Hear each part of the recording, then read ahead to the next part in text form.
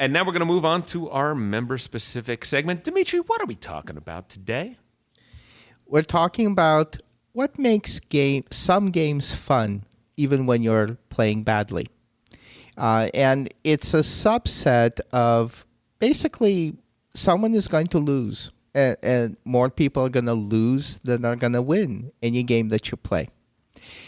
So what qualities can a game possess that will ensure that the people who are not winning, and even people who are playing badly that day, which I do a lot, can still have fun? And I want to make two caveats. This is not about party games. This is a segment about demanding, heavy games that are possible to play badly. And the other thing that I want to say is that this isn't about flow. Trey and Jesse and you have discussed flow very eloquently on this program. Jake or Tom, can you tell us what flow is? Sure, yeah. Flow is a brain state that happens when a person hits a challenge that activates the brain in a special way. It essentially is a place where time and space change, your perception of time changes, and you're able to sort of enter a zone almost of meditation. Exactly. Being in the zone, being in the pocket. It's all about a special feeling you get when you're playing well. It's a close correlation between effort and achievement. Fun is not tied to achievement. Fun is effortless. And there are games that are really good with flow. Games should also be good with fun. And because I'm such a fun person, I have 5 different bullet points. but we can talk about them any way you'd like. So, Jake, do you want to start? Tom, do you want to start? Or do you want me to launch into this? Jake, I just need to ask you a question. Can you imagine Dimitri with his mother on Mother's Day? Mother, here are 5 bullet points on why I love you. 1, directness. Tom, you read my mind. You're an organized mind. Mother, before I talk about this, first I want to discuss flow. Do you know what flow is? Dimitri, let's talk about directness first. Cool. So directness... oh, man. Directness is when you're taking actions that actually feel like what you're supposed to be doing. And Jesse talked about this a lot on an episode of a podcast, and I think he's absolutely right. So my first example is in Avalon. When you choose players to go on a mission with you, you're actually choosing actual players. Right. You're not taking little wooden pieces. A mechanism that you enjoy very much, bidding. Bidding in a game is actually like bidding in real life. You feel like you're performing the action that the game is asking of you. It's not like, again, I'm placing my meeple on the bidding worker action space. There, I've bid. No, you're actually bidding.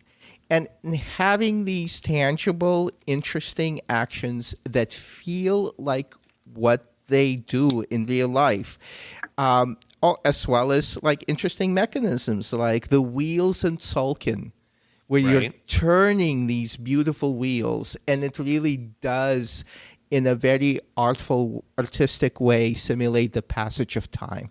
Is this a little bit like tangibility when I talk about tangibility? It's very much like tangibility.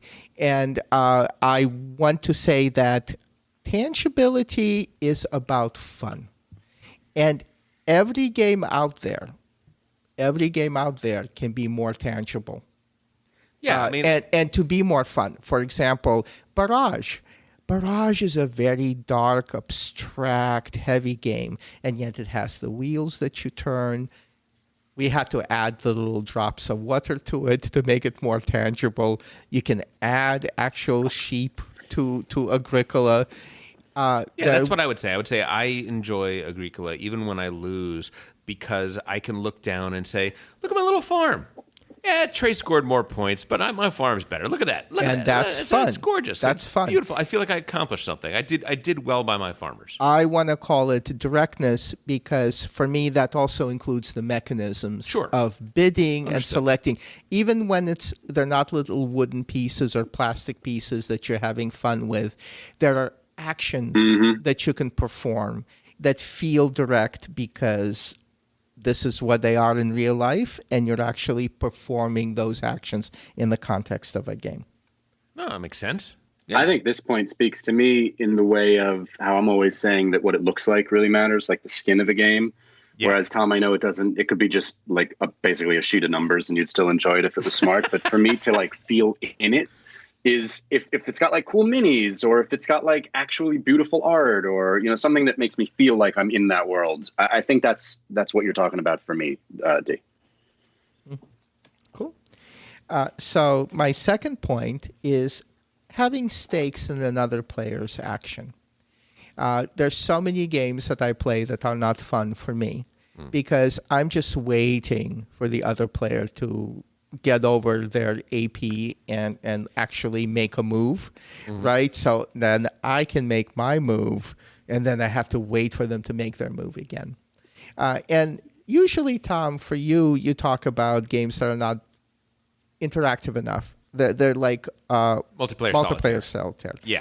But Yeah. for me, Don't like it. yeah, what is not fun in addition to multiplayer solitaire is when the only way that you can be affected by another player's move is if they hurt you.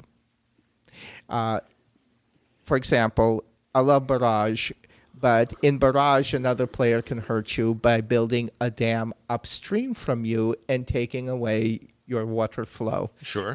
And that is blank blocking. Right? Sure. And that is very hurtful. If the only reason I am carefully watching another player is because they can really destroy something that I've been planning, it's not as fun, it's not as pleasant. Well, okay, so... But Okay, go ahead. when you can benefit from another player's action, inadvertently sometimes, then it becomes really exciting in TICHU. When I'm waiting for somebody to make a move, what if they play a 2, then I can get rid of this 3 that I have in my hand. In poker, you can benefit from another player's betting. If you have a pair of aces and somebody raises before you in turn order, gold, right? So the ability, and this is not something that players do intentionally, but the possibility in a game of another player's action benefiting you makes the game more fun. Trey brought up this point in his discussion of Monopoly. When you're playing Monopoly, you're really interested in the other player's roll of the dice because they can land That's how you make money, yeah. Yes, they can land on your space, and that way you can make money. I think that not only are games where somebody can positively interfere with you, where some other player's move can actually actively benefit you, not only are they more fun, they're also more like real life, because in real life, in business, your competitors often can do things that you can make money off of. Your competitors can give you an advantage. And one of the ways that you can get ahead in business is by recognizing when your competitors are giving you an opening, are giving you an advantage. In Barrage, like Ben and I, Ben built a conduit on my dam. And at first I really resented it, but then that actually gave me points every time he used it, and I won that game. So one of the reasons I love Barrage is that even though it's very cutthroat and very competitive, there are places for positive interaction. For cooperation to some degree. I don't think... It's not conscious. It's not that conscious. Certainly it is cooperation, though. What you're describing is that. For me, there's a constant debate that I'm having with a number of people. I think Jennifer and Trey are two people. I believe I'm not misspeaking. I hope I'm not. That they are generally against hidden victory conditions. Generally. Jennifer definitely is. I think Trey also is to some degree. I don't think it's 100%, but in general, hidden victory conditions are sometimes something that a person doesn't like. I like them because I am paying attention to the way a person is playing to try and figure out a puzzle. Why are they playing this way?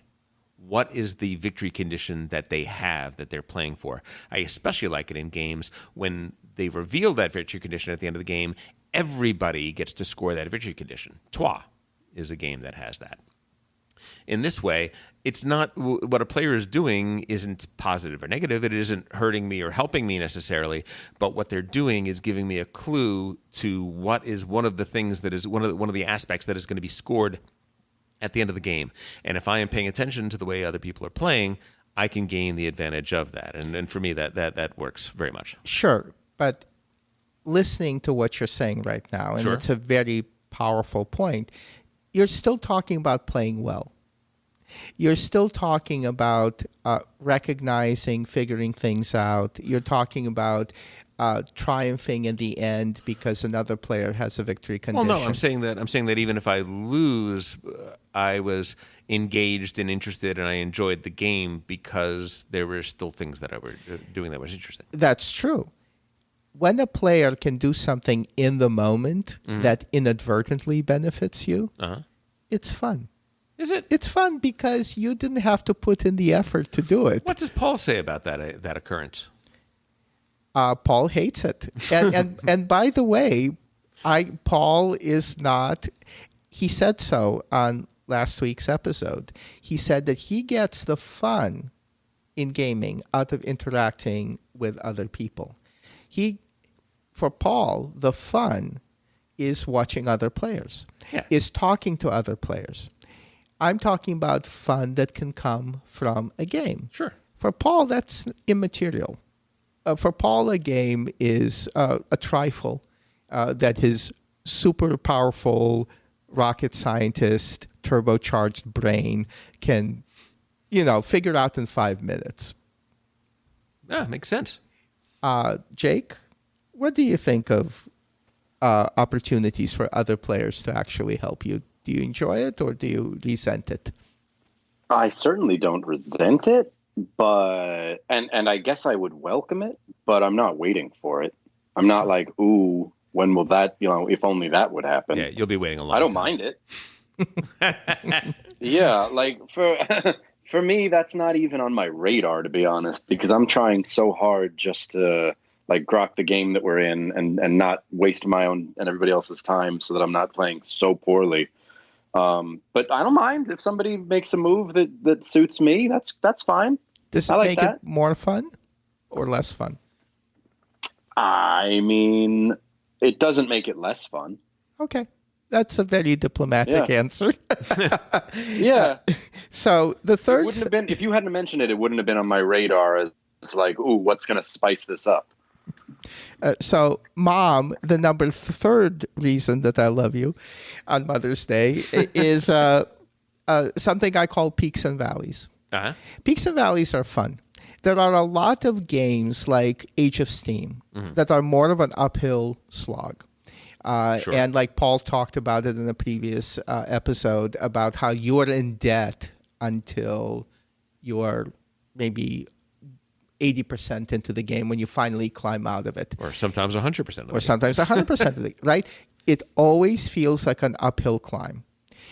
Whereas if in Age of Steam, you could get out of debt and then fall back into it, if there were peaks and valleys, if it was more like a roller coaster or more like a book or a movie where you can triumph or lose at various points in between as you're playing this 3 or 4 hour game, Other than TICHU, what are some examples? Well, sure, Gallerist, for example. In Gallerist, you have halfway scoring, where there is a moment where everyone can take a breath and say, oh, let's see where we are now.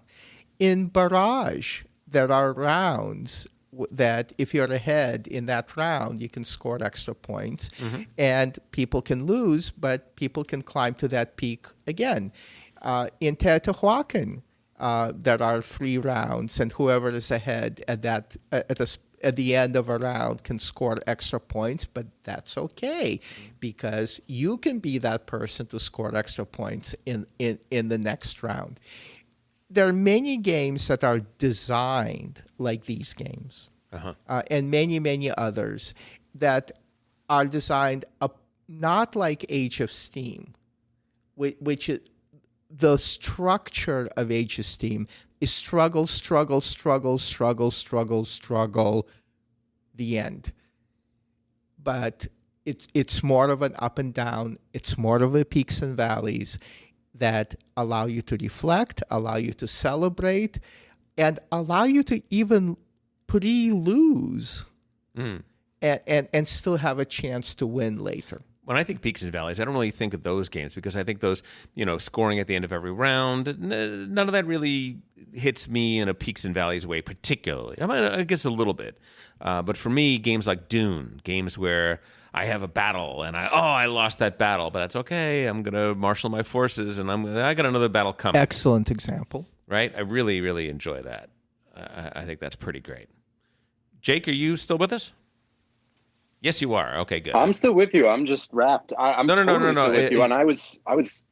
The sound went dead for a second. So I thought we might have lost you on the call, but I'm glad you're still on. Oh yeah, no, not at all. I was just listening. Good.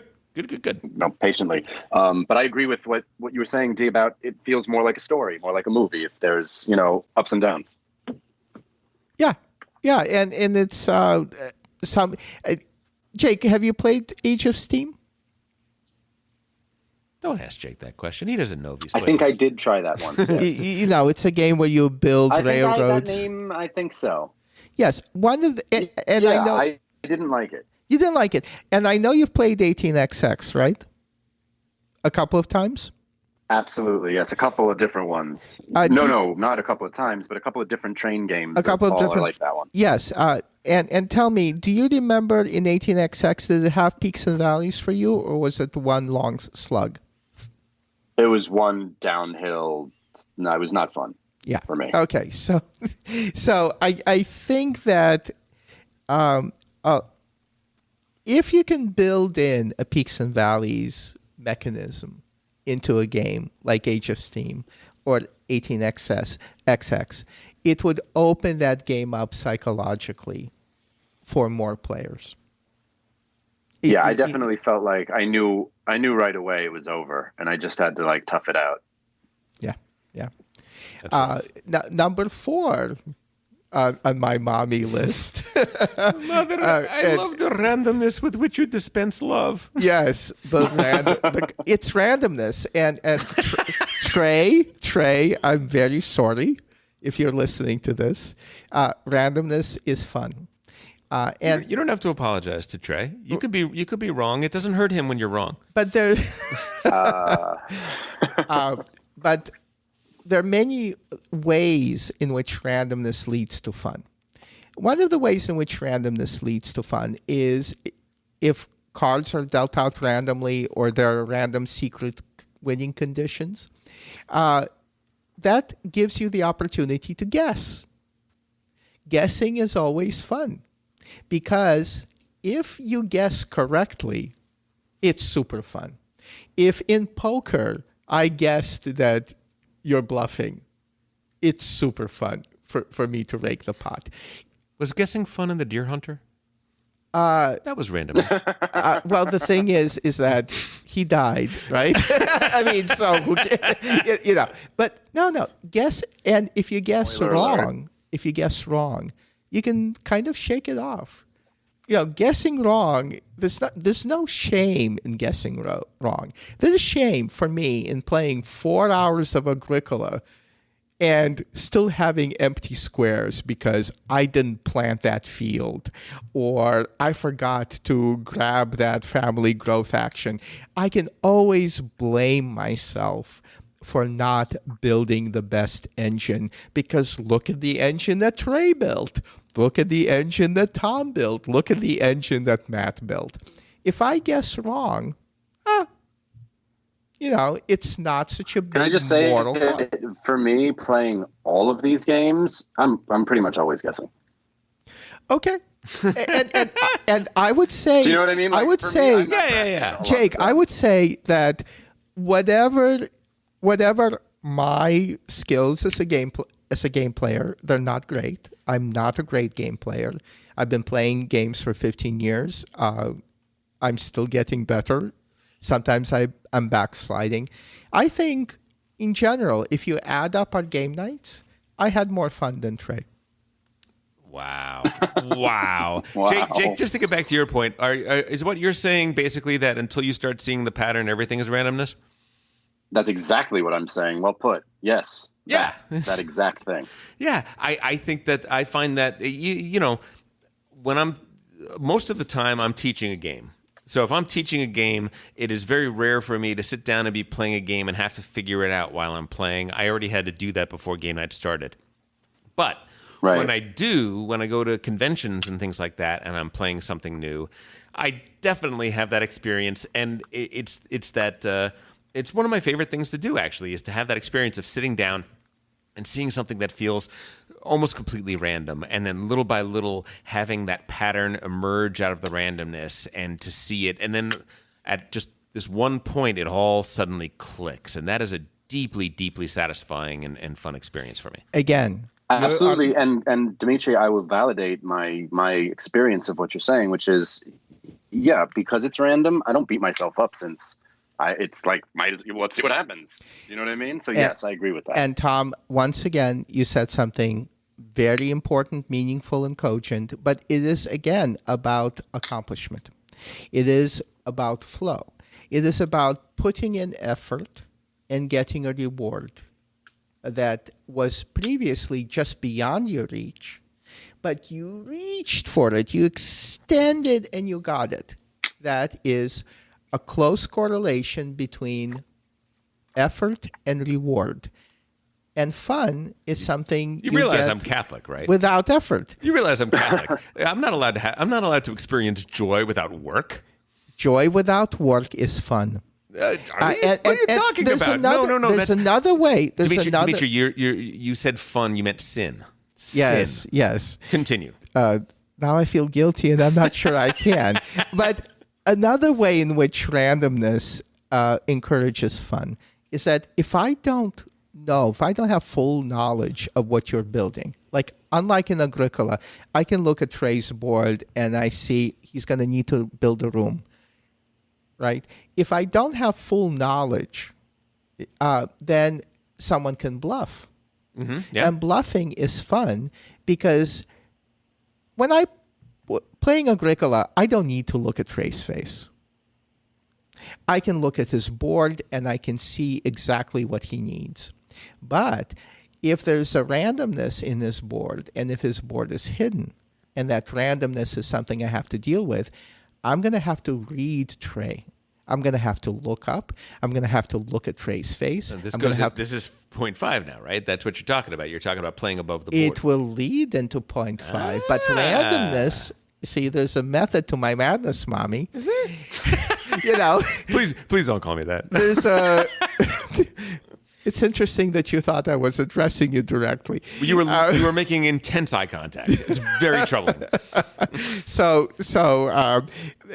basically, in order to discover if someone's bluffing, in order to discover what somebody really needs when there's randomness, I have to interact with them. Mm-hmm. I have to look at them. I have to try to get a read. I have to try maybe to dig the information out of them socially, and that leads to what's really fun. And I completely agree with Paul. So Paul talks about how for him, the most fun in a game, and all the fun in the game is socially interacting with people while he's playing it. Right. Ultimately, he's right. Because ultimately, Paul is right about everything, right, Tom? He's in your family. Without a doubt. Of Absolutely. course, of course. But I don't think if we're playing a game and we're interacting and it's completely separate, then the game is not fostering that fun. There are ways in which games can encourage you to look at the other players. Certain games encourage play above the board. Mm-hmm. Certain games require you to engage, interact with other players, to look at them, to listen to them, to have a discussion. Games like TICHU, interestingly enough, by limiting what you can say or cannot say to your partner, TICHU encourages you to try to communicate in many other ways. The game that does not try to do that is another game, Agricola. Agricola is not a fun game to play for me, in part because everything I need to know is in front of me. Everything I need to know is on the table surface. There's nothing that leads me to talk to Trey or look at Trey or talk to Paul or look at Paul or talk to you or look at you while we play Agricola, except if I'm being manipulated. Dmitry, you don't need to take the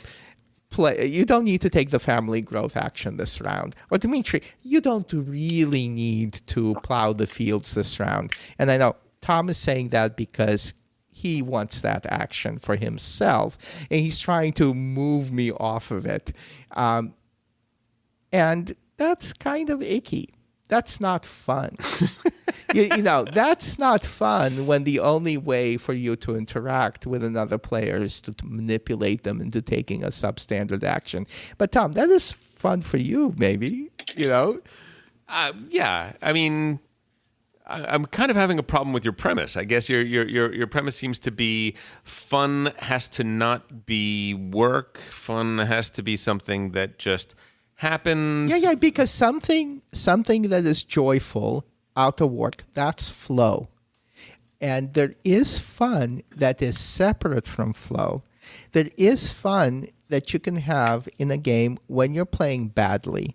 When games have the 5 mechanisms I discussed. Yeah, but all the things I'm describing, I enjoy even if I'm doing them, even if I'm playing badly, even if I'm losing, even if I'm making the wrong choices, I'm still having a great amount of joy. Yeah. And here's where I want to make the distinction. Good. So you can play well and lose. Sure. I'm talking about playing badly. You can play badly and win, right? I'm not talking about playing well. I'm not talking about winning. I'm talking about where here's a game where tonight I'm just not going to be able to handle the rules. I'm not going to be able to do the strategy to tactics conversion because I think we can agree on Avalon, right? Avalon, some of my favorite games are when I was completely wrong about everything and I was completely hoodwinked by the other team. I was sure that A, B, and C were the villains, and really it was D, E, and F who I, to my dying breath, was defending. Me too.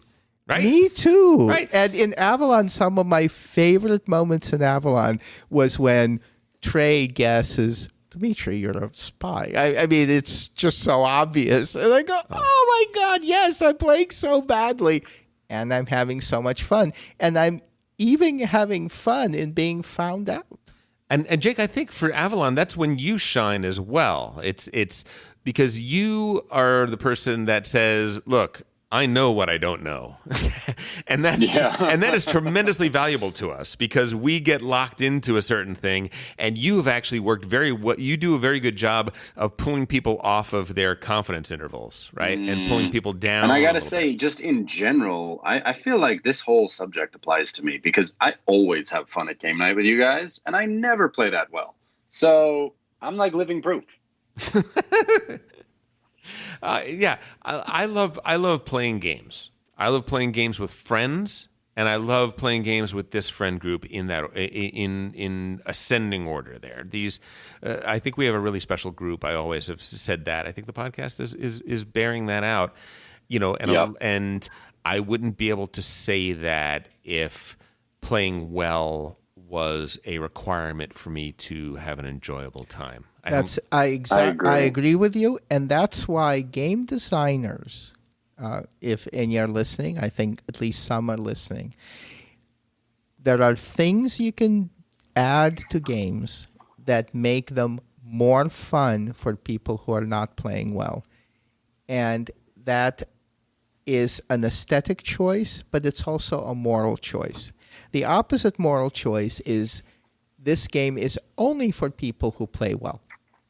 This game is only Well, there are games like that on purpose, obviously. I mean, they're just a higher tier difficulty.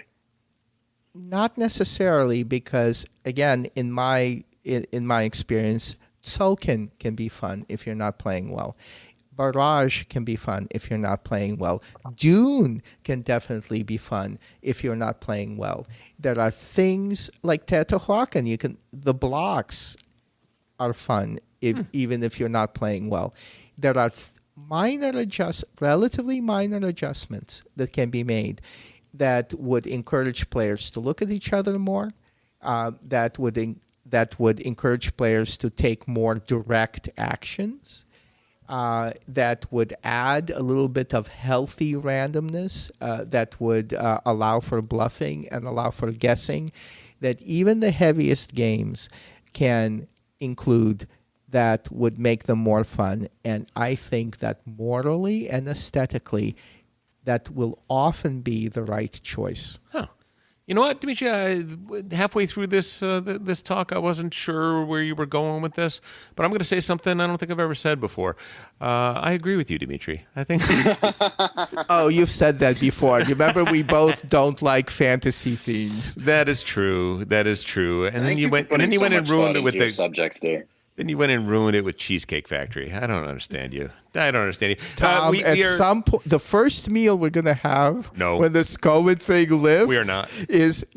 I'm throwing a sack over your head and I'm kidnapping you. Not gonna happen. Never. And we're gonna have a 5,000 calorie Guys, we're almost meal. out of time. Let's. Yeah. Hey, if you enjoyed that video, you very well might enjoy the other videos you now see being suggested to you on screen. Also, we'd greatly appreciate it if you could like, share, or subscribe to our Game Brain channel. Thanks so much.